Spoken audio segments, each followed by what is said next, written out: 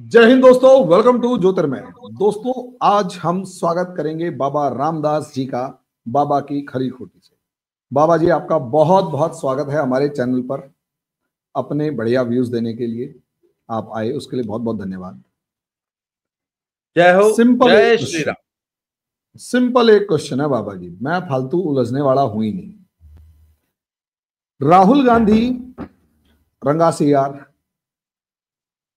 भाई, शुरुआत जिस तरीके से करी, ऐसी शुरुआत करी 2024 के अंदर, जून 2024 से ऐसा लगा कि जी रिवाइवल ऑफ राहुल गांधी हो गया है। और जो 20 बार लॉन्च होने के बाद पिट गया था, अब ये रॉकेट उड़ेगा ही उड़ेगा। लेकिन समस्या ये आ गई कि जिस राहुल गांधी को संभाल पाने में, मुझे ऐसा लगता है संभाल पाने में संसद में बैठी बीजेपी कामयाब नहीं हो रही थी, यूपी में बैठे योगी ने वो पटखनियां दे के मारी। और ना सिर्फ राहुल गांधी को, पूरे विपक्ष को और अमेरिका में बैठे हुए भारत के दुश्मनों को वो पटखनी दे के मारने लगे कि सुप्रीम कोर्ट की रूलिंग, ऐसा लगा शुरुआत में तो लगा कि सुप्रीम कोर्ट जो है वो बाबा को रोकने चाहती है। बाबा कहता है तुमने जो रूलिंग दी वो तो बहुत बढ़िया है, अब तो मैं पूरा संभल खोद के दिखाऊंगा। मतलब ऐसा लग रहा है कि राहुल गांधी जो नया स्वरूप के रूप में आया था वो तो रंगा सियार से हुआ, और बाबा जो है वो जो शांत सा दिखने वाला था वो तो भाई रोके नहीं रुक रहा। और उसके घमासान के अंदर, उसने जो घमासान मचाया यूपी के अंदर, बर्क, वो जो बर्क, जो क्या नाम, बूढ़ा बर्क को क्या नाम था, बराहुद्दीन बर्क समथिंग कुछ नाम था उसका, उसका पोता लिटरली रो पड़ा। बाबा ने आंसू निकाल दिए उसके, और पूरा संभल खोद डाला, और अब तो और खुदेगा। संभल तो लोग संभल सोच रहे थे, वो कानपुर की मेयर लठ लेके कहती है सारे मंदिर छुड़ाऊंगी। वो कानपुर की मेयर दौड़ी दौड़ी घूम रही थी तो पता लगा बनारस में भी शोर मच गया। बनारस को देखो तो जी, यहां तो आगरा के अंदर भी मंदिर ढूंढे जा रहे हैं, और जितने बंद पड़े हुए मंदिर हैं जिन पर कब्जा करने की तैयारी थी, उनके मुसलमानों के घर के अंदर घुस घुस के, या घरों में मतलब मोहल्लों में घुस घुस के उन मंदिरों को क्लेम करना शुरू हो गया है। बाबा जी, मुझे सिर्फ एक बात बता, सिर्फ एक बात, ये बाबा जी मतलब हमारे योगी जी ने जो तूफान मचाया है, जो घमासान मचाया है, उसमें विपक्ष तो छोड़ो, अमेरिका में बैठा हुआ जो वो गहरा राज्य है वो भी लहूलुहान दिखाई दे रहा है, और हताश है, निराश है, उन्हें समझ में नहीं आ रहा। योगी आदित्यनाथ के उसके ऊपर आजकल अखिलेश यादव के वो भटके हुए ट्वीट नजर आ रहे हैं, ऐसे भटके हुए ट्वीट नजर आ रहे हैं कि कुछ कहने की हद नहीं, और लोग उनकी जो फजीहत कर रहे हैं वो कुछ ज्यादा ही। ये बाबा रुकेंगे कहां? और क्या ये पेस आगे ऐसे ही चलती चली जाएगी, या कुछ मतलब हल्का फुल्का मामला कम भी होगा? हम तो सोच रहे थे कम होगा, या तो बढ़ गया, और इतना बढ़ा के अभी तो संसद को भी डोमिनेट करते हुए नजर आ रहे हैं बाबा तो, कि संसद अब इनकी तरफ, लखनऊ की तरफ देख के चल रही है। ऐसा लग रहा है कि दिल्ली जो है वो लखनऊ की तरफ देख के चल रही है। जी सर, एक तो ना इन्होंने बहुत बड़ी गलती कर दी। सुप्रीम जो बुलडोजर के खिलाफ सुप्रीम कोर्ट से रूलिंग ले आए ना, ये बहुत बड़ी गलती थी इनकी, इंडिया अलायंस वालों की। इनको लगता था कि ये बाबा को रोक लेंगे। बाबा वहां से छिड़क गया, बाबा छिड़क गया।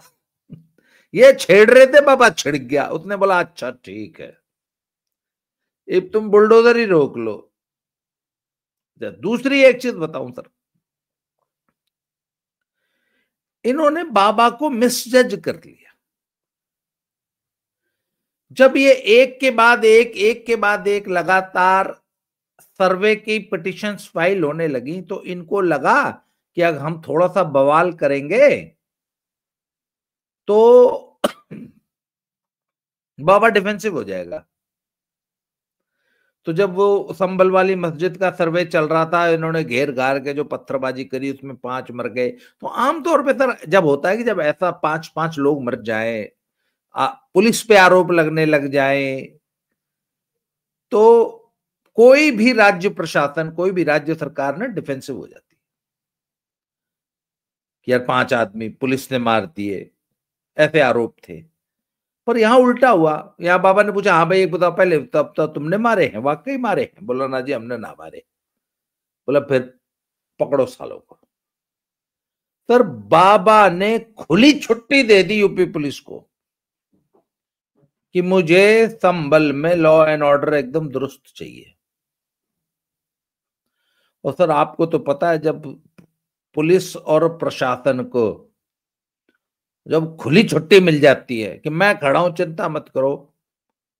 और सर जियाउर रहमान बर्क ने एक गलती कर दी। उसने आजम खान से सबक नहीं सीखा, या अतीक अहमद से, या मुख्तार अंसारी से। Sir you learn from others mistakes. समझदार आदमी होता है जो दूसरों की गलतियों से सीख जाए। और सर इन्होंने जो ये पत्थरबाजी का जो उत्सव आयोजित किया था ना संभल में, ये इनको करना नहीं चाहिए था सर, बहुत बड़ी गलती करती। अब सर आज की तारीख में यूपी की पॉलिटिक्स में एक बहुत बड़ा फैक्टर, एक बहुत बड़ा, एक अंदर अंदर एक चर्निंग चल रही है। हालांकि चल तो वो पिछले 2 साल से रही है, और उसको होना तो था 2024 से पहले, लोकसभा के चुनाव से पहले, कि आजम खान बहुत नाराज है। आजम खान मतलब मुसलमान, पर मुसलमान के पास कोई ऑप्शन नहीं मिल रहा था। आजम खान के पास ऑप्शन नहीं था कि अगर हम मान लो अखिलेश से नाराज हो भी जाए, चलो हम अखिलेश को वोट नहीं देते तो देंगे किसको? राहुल गांधी में वो ताब नहीं है, मायावती वैसे ही खत्म है, अखिलेश से हम हट जाएं तो जाएं कहां? इसलिए उन्होंने उस मसले को थोड़ा सा पोस्टपोन कर दिया।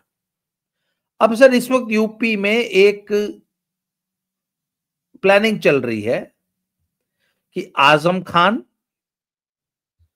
और चंद्रशेखर रावण, ओवैसी, ये तीनों मिलके एक पार्टी या एक कोalition बनाएंगे, जिसका प्री पोल अलायंस होगा राहुल गांधी के साथ, कांग्रेस के साथ। अब आप देखिए, मुसलमान 8 से 10% वोट रावण के पास, अगर दलितों का वोट वो ले आता है, थोड़ा सा ओवैसी और कांग्रेस मिला के ये 20, 22, 24% का एक कोलिशन बन जाता है। और पश्चिमी उत्तर प्रदेश में ये 138 सीटों पे लड़ाई में आ जाते हैं, ये कॉम्बिनेशन। इसकी सुगबुगी चल रही है। इधर बाबा ने क्या किया है कि मुसलमानों में एक, इनके अंदर अंदर एक और संघर्ष छिड़वा दिया, फॉरवर्ड बैकवर्ड का, वो तुर्क पठान की लड़ाई। तो सर बात यह कि अच्छा, तब तक अब तक एक ही आजम खान था, बाबा ने एक और जियाउर रहमान पैदा कर दिया। यूपी में मुसलमानों में ये चर्चा चल रही है कि आजम खान को तो बाबा ने निपटा, अतीक अहमद और ये मुख्तार अंसारी और आजम खान को निपटा दिया, अब अगला नंबर जियाउर रहमान का है। आज तो एक और नाम जुड़ गया उसमें, उसके बाद इमरान मसूद का नंबर है। तो ये जो बड़ी पॉलिटिकल फैमिलीज हैं, जैसे Imran Masood, he is not a stand alone leader, he belongs to a big political family. Similarly, Ziaur Rahman Bark, he is a political family. Azam Khan was a political family. Atiq was a political family. Mukhtar was a political family. तो ये जो बड़ी political family हैं जो 2-4 सीटों पे influence रखती हैं, उसके अलावा एक वो इकरा हसन वाली फैमिली है, कैराना वाली। तो सर बात यह है कि बाबा ने एक एक करके इनको निपटा देना है। इनके अंदर असंतोष क्या है, सबके अंदर, कि मौके पे अखिलेश यादव हमारे काम नहीं आए। इनको जो सबसे बड़ी शिकायत है कि हमारी जो ये दुर्दशा हो रही है, ये इस अखिलेश यादव, ये टेढ़ी नाक वाले के कारण हो रही है। इसकी गलतियों का नतीजा हम भुगत रहे हैं। तो सर, इस वक्त जो इंडी अलायंस में जो ये पूरा संघर्ष चल रहा है ना, ये बीजेपी से नहीं लड़ रहे। ये जो रंगा सियार आजकल नीली टी शर्ट पहन के घूम रहा है, आपको पंचतंत्र में एक कहानी आती है कि एक सियार था, वो नील के उसमें टब में गिर गया, तो बाहर निकला तो नीला हो गया। तो नीला जानवर पहले कभी किसी ने देखा नहीं था, तो सब लोगों ने कहा ये बहुत पहुंचे हुए महात्मा आए हैं। तो सारा जो गांव था, सारा जंगल जो था, उस नीले सियार को राम राम करने लग गया कि ये बहुत पहुंचे, नया कलर है। तो सर, ये जो नीला सियार है ना, ये अंबेडकर जी नीला कोट पहनते थे, ये नीली टी शर्ट पहन के हांड रहा है आजकल। सर, इसको किसी ने ये समझा दिया है कि अगर तुम दलित, मुसलमान और ओबीसी अगर तुम्हारे पाले में आ जाए तो तब तुम बीजेपी को हरा सकते हो इंडिया में। तो मुसलमान है अखिलेश के पास, यूपी बिहार में अखिलेश और लालू के पास मुसलमान है। दलित हैं बहन जी के पास और चंद्रशेखर रावण के पास। तो सर, ये अंबेडकर जी का मसला उठा के दलितों को इंप्रेस करने की कोशिश कर रहा है। और ये जो आपको याद होगा, ये भागा भागा वहां जा रहा था, क्या नाम, संभल, दोनों भाई बहन जा रहे थे ना, तो मेरठ एक्सप्रेसवे पे इनको रोक लिया था। जब वहां नहीं जा पाए तो फिर वहां चले गए, क्या नाम, वो जो आपकी वो हाथरस वाली लड़की वाला जो कांड हुआ था। आप अभी कह रहे थे कि इंडी अलायंस में जो है वो मांग उठ रही है कि हमें राहुल गांधी नहीं चाहिए, क्योंकि Rahul Gandhi is trying to encroach into the territory of his INDI alliance partners. Rahul Gandhi को लेके अखिलेश बहुत परेशान है, राहुल गांधी को लेके ममता जी परेशान है, राहुल गांधी को लेके आम आदमी पार्टी परेशान है, क्योंकि आम आदमी पार्टी की एंटी इनकम्बेंसी 10 साल की जो दिल्ली में है, उसका लाभ सीधे सीधे कांग्रेस को मिलेगा। पंजाब में जो 5 साल की एंटी इनकम्बेंसी और पंजाब में जो एनार्की है, लॉलेसनेस है, सब कुछ है, उसका लाभ भी पंजाब में कांग्रेस को मिलेगा। तो आम आदमी पार्टी तो बिल्कुल नहीं चाहती कि वो अपनी टेरिटरी में कांग्रेस को घुसने दे।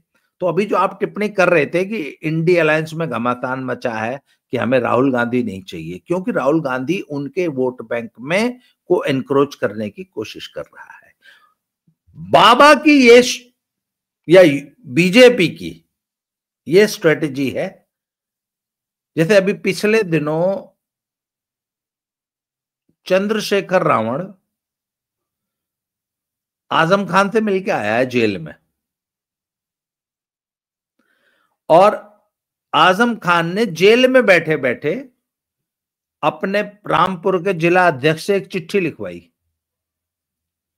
कि अखिलेश यादव जो है, समाजवादी पार्टी जो है, वो हमारी मुसलमानों की एस्पायरेशंस के हिसाब से खरी नहीं उतरी और इसने हमारी हितों की रक्षा करने में ये असफल रही है। इस बीच चंद्रशेखर रावण जो है वो आजम खान के लड़के से भी मिल लिया, एक लड़का उसका जेल में, एक बाहर है, तो जो बाहर वाला उससे मिल लिया। आजम खान जी की वाइफ जो है वो तंजीम फातिमा साहब, उनसे मिल लिया। इसके अलावा चंद्रशेखर रावण, ये जो नहीद हसन की जो फैमिली है, ये कैराना वाली, इनसे इनकी बड़ी अच्छी, बहुत अच्छी जुगलबंदी चल रही है। तो सर, मुसलमान is drifting away from Akhilesh Yadav, और अगर अखिलेश से होता है तो नेचुरली उसका कुछ हिस्सा राहुल गांधी को मिलेगा। अगर एक युति बन जाती है जिसका हिस्सा, पर उसमें आजम खान ये जियाउर रहमान बर्क की फैमिली, उधर नाहिद हसन की फैमिली, वो इकरा हसन की फैमिली किराना वाली, और उधर वो मसूद फैमिली आपकी सहारनपुर वाले। ये 138 सीटें बनती हैं 138 सीटें इन 4 फैमिलीज के कंट्रोल में की पश्चिमी उत्तर प्रदेश में। अगर Chandrashekhar Ravan plus Azam Khan and this पूरी गैंग मिल जाते हैं तो एक विद कांग्रेस, ये तीनों की अगर युति हो जाती है, प्री पोल अलायंस हो जाती है, तो सर इससे अखिलेश यादव का सफाया हो जाएगा।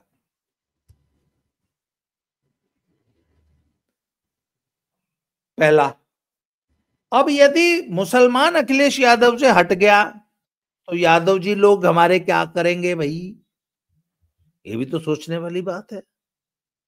तो कद्दू कटेगा तो सब में बटेगा। अगर मोहल्ले में कद्दू कटेगा बहुत बड़ा तो थोड़ा बहुत टुकड़ा तो हमें भी आएगा।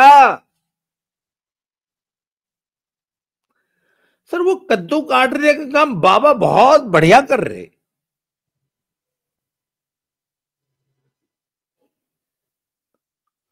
सर ये है यूपी की इंटरनल पॉलिटिक्स। अगले 2 चुनाव हैं, एक दिल्ली में एक बिहार में। बीजेपी हो गई है खाली। दिल्ली का चुनाव को बीजेपी लेती नहीं सीरियसली। बिहार उनके लिए केक वॉक है। बिहार है क्योंकि बिहार है सर, फ्रेगमेंटेड है पूरा। बिहार में इतनी पार्टियां हैं आप सोच नहीं सकते। इसलिए बिहार के लिए को लेके बीजेपी बहुत ज्यादा चिंतित नहीं है। दिल्ली एक सिटी स्टेट है दादा, वो उसको तो हम राज्य माया तो मानता ही नहीं। अच्छा, मुझे ऐसा पता नहीं क्यों गट फीलिंग आती है कि बीजेपी सच पूछो तो दिल्ली जीतना भी नहीं चाहती। केजरीवाल को जिंदा रखना चाहती है ताकि कांग्रेस की केजरीवाल को जिंदा रखने में बीजेपी का फायदा है, पहली बात। दूसरी बात है, दिल्ली एक इतनी बड़ी न्यूसेंस सिटी है, दिल्ली की जो समस्याएं हैं उनका कोई इलाज नहीं। सर जिस शहर का 70% शहर झुग्गी झोपड़ी हो, उस शहर में आप क्या सुधार लोगे? आप ये बता दो। अच्छा एक बात बताओ, दिल्ली आ जाएगी तो साला दिल्ली का 601 क्यों आई, वो सुधर जाएगा? आप बताओ। वो जो जहांगीरपुरी के पास जो पहाड़, मजे की बात देता हूं, अगर हम देखें ना, जब है उस कूड़े के पहाड़ को कहां लेके जाएंगे मोदी जी? मैं आपको एक बात बताऊं, आज वो कूड़े का पहाड़ केजरीवाल के सिर पे खड़ा है, बोला खड़ा रहने दो साले।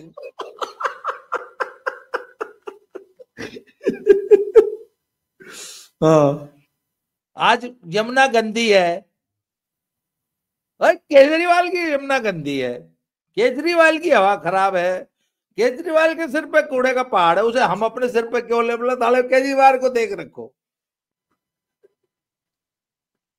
मैं आपको एक बात बताऊं, मुझे एक चीज, एक किस्सा उठाते हैं कि दिल्ली में जब सबसे पहली बार यूनियन टेरिटरी बनी तो 93 में, जहां तक मुझे याद है, इलेक्शंस हुए थे।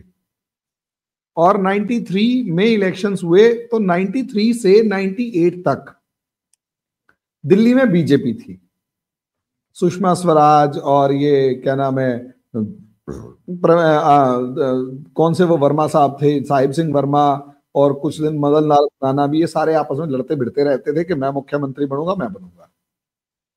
जब दिल्ली में बीजेपी सरकार थी तो दिल्ली की 7 की 7 सीटें बीजेपी हार गई थी 1998 में और 99 में। अगर आप रिकॉर्ड उठाकर देखेंगे ना तो 99 में दिल्ली की सारी सीटें बीजेपी लोकसभा की हार गई थी, 7 की 7। लेकिन जब से दिल्ली में शीला दीक्षित आई,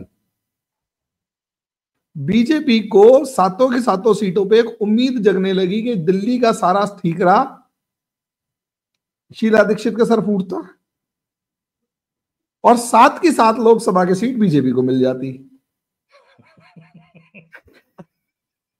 वेरी करेक्ट।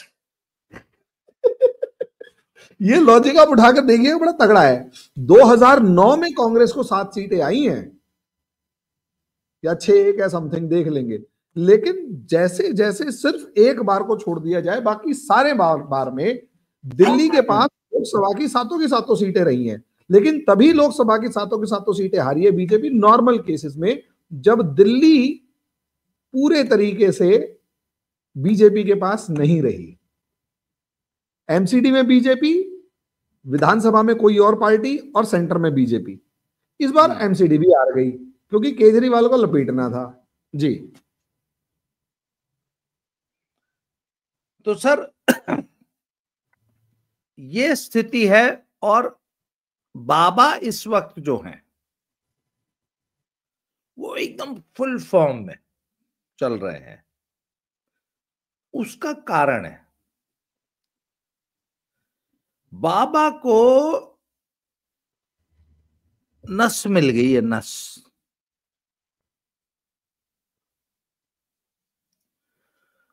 बाबा ने मुसलमानों को कंट्रोल करने का फॉर्मूला ढूंढ लिया। और सर डेवलपमेंट का जो ग्राफ है ना, वो यूपी का बहुत तेजी से आगे बढ़ रहा है।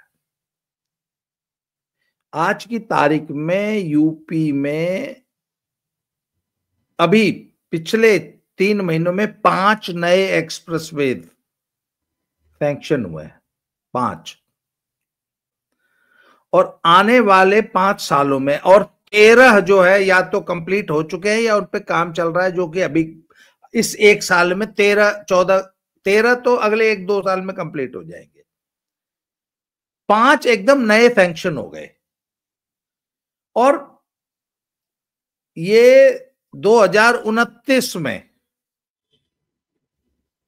उत्तर प्रदेश का प्रत्येक जिला, every district will be connected with an expressway। और 80 जिले हैं। 80 जिले हैं। और हर एक्सप्रेसवे के किनारे, अच्छा कई जिले तो ऐसे हैं जिनमें 2-2, 3-3 एक्सप्रेसवे टच कर रहे। बड़े जिले या प्राइम लोकेशन पे जो है, नहीं, एक्सप्रेसवेज की तरफ वो ऐसी बनाई जाती है ना कि हर बड़े सिटी के लिए एक एग्जिट होता है। हाँ। तो जैसे आप जा रहे हैं इटावा 50 किलोमीटर, यहां से उतर जाओ, एक बढ़िया शानदार रोड बना रखी है, उस पर चलो 50 किलोमीटर 25 मिनट में पहुंच जाओगे। एक्सप्रेस वे से उतरे 25 मिनट में फलाने शहर में पहुंच जाओगे। तो अच्छा, ये जितने भी एक्सप्रेस वे बन रहे सारे एक दूसरे से कनेक्टेड है। और इन सभी एक्सप्रेस वेज के किनारे बहुत बड़े बड़े industrial special economic zones plan किए गए हैं। हर एक्सप्रेस वे पर बड़े बड़े इंडस्ट्रियल प्लॉट्स प्लान किए गए हैं। और पूरे इंडिया से और पूरे वर्ल्ड से इन्वेस्टमेंट जो है वो यूपी आ रही है। सर इन्वेस्टर को सिर्फ 2 चीज चाहिए होती है, पॉलिटिकल स्टेबिलिटी रहे और लॉ एंड ऑर्डर सही रहे। यूपी में दोनों है, लॉ एंड ऑर्डर सही है, पॉलिटिकल स्टेबिलिटी है, एक प्रोएक्टिव गवर्नमेंट है, बिजली है, पानी है, हर चीज है, मैन पावर है। सबसे बड़ी बात, भाई इंडस्ट्री तो चला लोगे, मैन पावर कहां से लाओगे? यूपी में मैन पावर है। आज पंजाब में जो सबसे बड़ी प्रॉब्लम है वो मैन पावर की है। आज आप पंजाब में इंडस्ट्री लगा लो, मैन पावर कहां से आएगी? पंजाबी तो कनेडे विच जाकर ट्रक चला रहा है, पंजाब का एमएससी लड़का, पीएचडी लड़का, पंजाब का डॉक्टर, पंजाब पुलिस में इंस्पेक्टर 3 स्टार वाला सरकारी नौकरी छोड़कर कनेडा दे विच ट्रक चलाता है। उधर हम रेस्टोरेंट में काम करता हूं, उधर झाड़ू पोछा करता हूं, इधर इंस्पेक्टर था पंजाब पुलिस में। ये है पंजाब की हालत। यूपी का क्या है सर? आज इंडिया की ड्राइविंग फोर्स है यूपी की, स्किल्ड और अनस्किल्ड दोनों लेबर मिला लेंगे तो। आज आप पूरा बेंगलोर, पूना, नोएडा और उधर मुंबई और गुड़गांव देख लो, आधा यूपी मिलेगा सारा। तो सर यूपी ने पिछले 7 सालों में इतना इंफ्रास्ट्रक्चर डेवलप कर लिया है कि अच्छा, एक बात और बताऊं सर, अकेले अयोध्या में पता है कितना टूरिस्ट आया है, श्रद्धालु,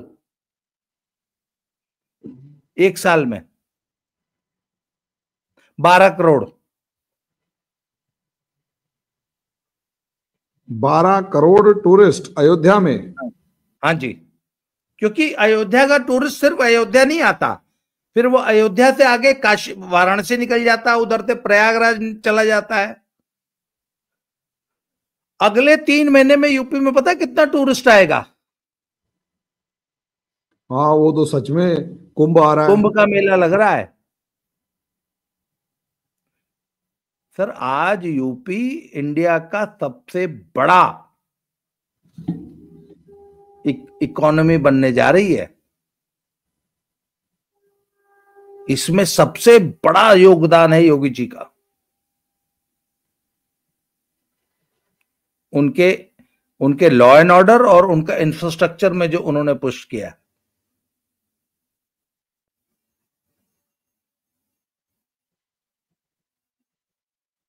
तो सर बात यह है कि इन सब का फायदा यूपी की जनता को मिल रहा है, और जो पॉलिटिकल स्टेबिलिटी, जहां तक बात है, जो ये योगी जी की ये जो प्लानिंग चल रही है, हो सकता है अगले कुछ महीनों में आप देखेंगे कि आजम खान को जेल से जमानत मिल जाए। आजम खान जेल से को जमानत मिलने का मतलब ये है कि बाहर आके वो अखिलेश यादव से लड़ेगा। हाँ, वो अपनी उनको जो पॉलिटिकल पार्टी उनको खड़ी करनी है, वो इसी शर्त पे ही शायद रिहा होंगे कि जाओ, आपको यो काम करना है।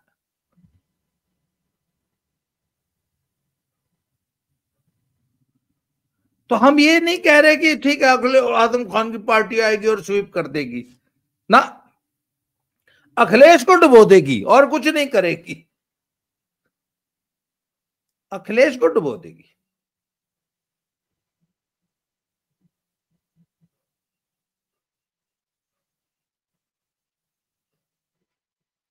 ये सिनेरियो है सर आज की तारीख में यूपी का पॉलिटिकल सिनेरियो। बाकी चंदौसी में, संभल में पूरी खुदाई चल रही है, और मुसलमानों को एक बात और पता लग रही है, हर मुसलमान से किसी से भी बात कर लो, वो मन ही मन कहता है खुदेगा तो तेरा भी घर, खुदेगा तो तेरा भी घर। यहां भी खुदा है, वहां भी खुदा है, जहां नहीं खुदा है वहां साले को कल खुदेगा।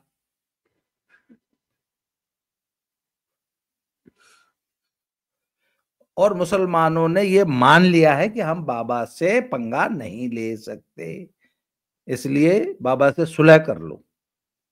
एक छोटा सा सवाल, हालांकि हम थोड़ा सा लंबा खींच के इसे, एक छोटा सा सवाल, एक गांव ऐसा मिला जिसमें मुसलमानों ने दूबे चौबे नाम रखने शुरू कर दिए।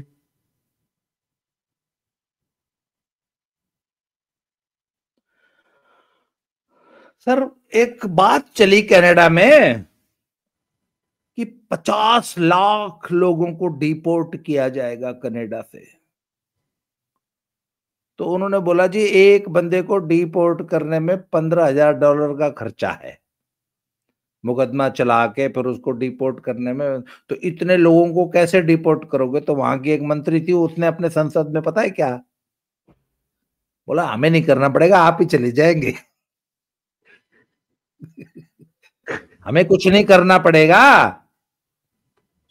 हम परिस्थितियां ऐसी बना देंगे कि ये अपने आप ही भाग जाएंगे। ये 50 लाख सर, घर वापसी में हमें कुछ नहीं करना पड़ेगा। स्थितियां ऐसी बना दो, ऐसी स्थितियां बना देंगे कि ये अपने आप ही आ जाएंगे और कोई ऑप्शन ही नहीं है। अभी आसाम का एक एग्जांपल देख रहा था, उसमें क्या हुआ, सारी जमीनें जो हैं वो मतलब कुछ कन्वर्जन वगैरह इस तरीके से हुआ, एक पूरे के पूरी फैमिली ने धर्म परिवर्तन करके हिंदू बन गए और पूरे रीति रिवाज के साथ, और कहा जी हम हिंदू हैं, काम खत्म, अब सरकार हमारे को सपोर्ट करेगी। तो सर आपने कहा ना वो गांव पूरा दूबे बन गया, दूबे हाँ। पांडे और पता नहीं क्या क्या। बोले इधर अभी तो 30 करोड़ है, 30 करोड़ दूबे हो जाएंगे। हाँ, जहां पत्थर उठाओगे वहां के नीचे तो 3 दूबे निकलेंगे।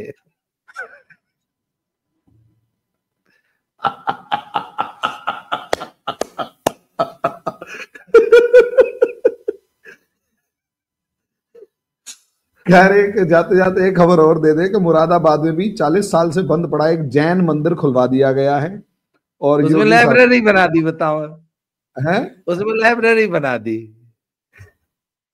सर चलो, अब तो ये, अब आपके पास ऐसी खबरें आया करेंगी कि मुसलमानों ने खुद ही अपने मोहल्ले में से एक मंदिर खुद ही साफ सफाई करके और एक पंडित जी को बुला के बैठा दिया कि पंडित जी इसने भी चालू कर लो। आपको एक बात बताऊं सर, हमारे यूपी में एक कहावत कहते हैं कि कुछ कुछ कुछ काम करने के हम पैसे देते नहीं बल्कि उल्टे लेते हैं पैसे। बाबा जब किसी का बुलडोजर से घर तोड़ते हैं तो आपको मालूम है बुलडोजर का खर्चा वो उसी बंदे को देना पड़ता है जिसका घर तोड़ा। मान लीजिए एक बदमाश है, उसका घर तोड़ दिया, तो घर तोड़ने में भी 2 जेसीबी लगेंगी सारा दिन, तो 1500 रुपया घंटा जेसीबी का और डीजल खर्च होगा ना, वो खर्चा कौन देता है? वो बंदा देता है। फिर वो वहां मलबा इकट्ठा हो जाता है, वो मलबा उठवाने का खर्चा भी वही देता है। अब तेरा घर तोड़ दिया, तो मलबा उठवा ले जल्दी से, नहीं तो अगर हम मलबा उठाएंगे तो उसका भी बिल प्रोड्यूस करेंगे। आई समझ में? तो हम तो तेल चटाई भी तेरी, ऊपर से पैसे लेंगे।